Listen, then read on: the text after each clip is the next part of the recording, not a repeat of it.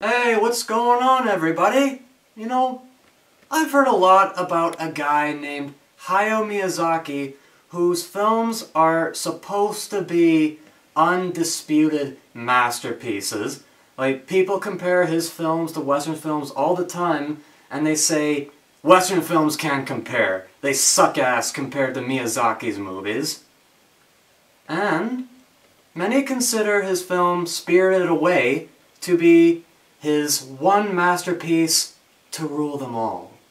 It's got like an 8.6 on IMDb, it's got 97% on Rotten Tomatoes, and John Lasseter, the director of Toy Story, gawks over it. Well, okay. Sounds intriguing, but I'm gonna need a little bit more to go on than just that. I mean, I'm no fan of anime, so if you want to get me on board for this, Mr. Zaki, you're gonna have to give me a little bit more than that.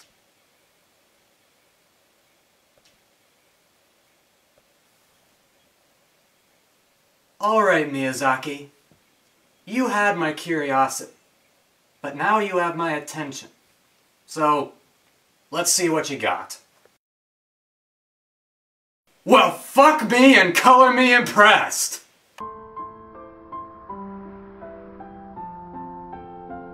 What's it got? Quite a fucking lot! Hayao Miyazaki has much to offer in his films, and Spirited Away was a great choice when I decided to check out his work. But the thing is, I went into this not wanting to like his films. I didn't want to hate them, I just didn't want them to be so good that they'll overshadow the movies I already consider my favorites. But you know what?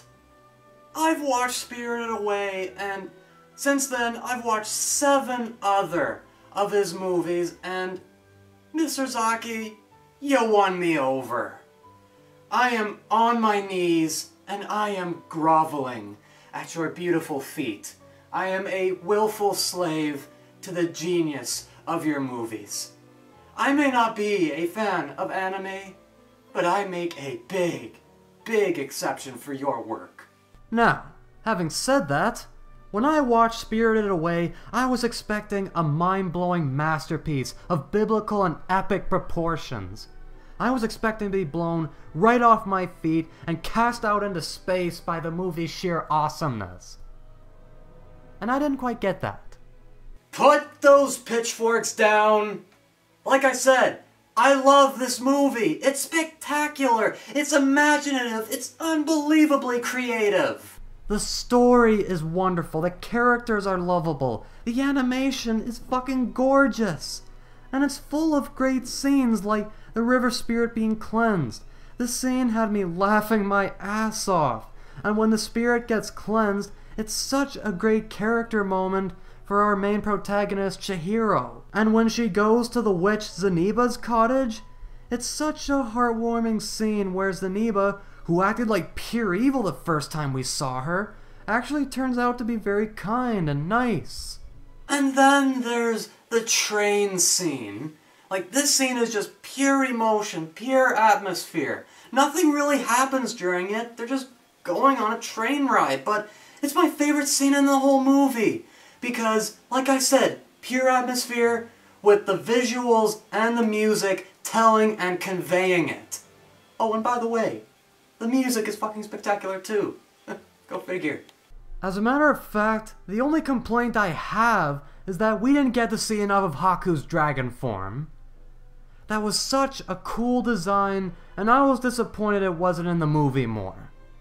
But hey, is that even a bad complaint to have? So yes, I love this movie. I adore it. It's a wonderful movie.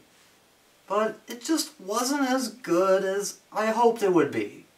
But then again, that's purely my fault, because I set my expectations unrealistically high, so I was just setting myself up for disappointment. But it's still a great movie. I love it. It's just, I don't think it's the best Miyazaki movie I've seen. Of the 8 Miyazaki movies that I've watched so far, Spirited Away is not my favorite. The one that is my favorite? Well, I'll be covering that in my next video. If you agree or disagree with this video, be sure to discuss in the comments section, and if you like this video, be sure to give it a thumbs up and to subscribe to my YouTube channel.